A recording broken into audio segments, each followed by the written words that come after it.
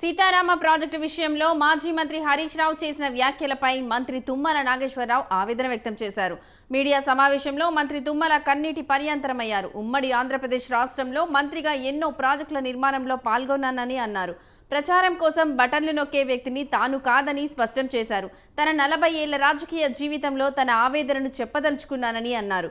గోదావరి జలాలతో ఉమ్మడి ఖమ్మం జిల్లా సస్యశ్యామలం చేయాలనేది తన సంకల్పమని అన్నారు తుమ్మల.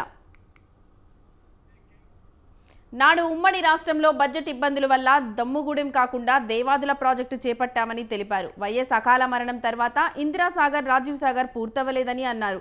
కేసీఆర్ రెండవసారి అధికారంలోకి వచ్చాక కేవలం పంప్ హౌస్లు మాత్రమే నిర్మాణం చేశారని చెప్పారు. తాను క్రెడిట్ కోసం పాకులాడే మనిషిని కాదన్నారు.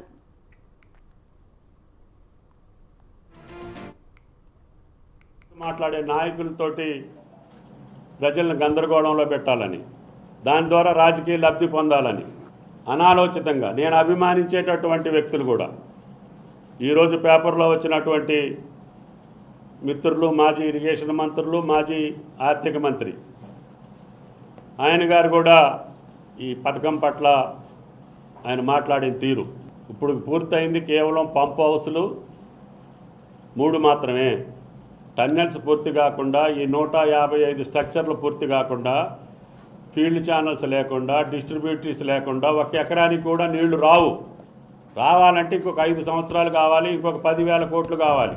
అప్పుడు దాకా వేచి ఉండకూడదనే ఉద్దేశంతో ఈనాటి ప్రభుత్వంలో ముఖ్యమంత్రిని ఒప్పించి, ఇరిగేషన్ మంత్రిని ఒప్పించి 2 సార్లు పిలిపించి ఈ పథకం తీసుకున్నా తప్ప నేను బటన్ నొక్కటానికి కాదు.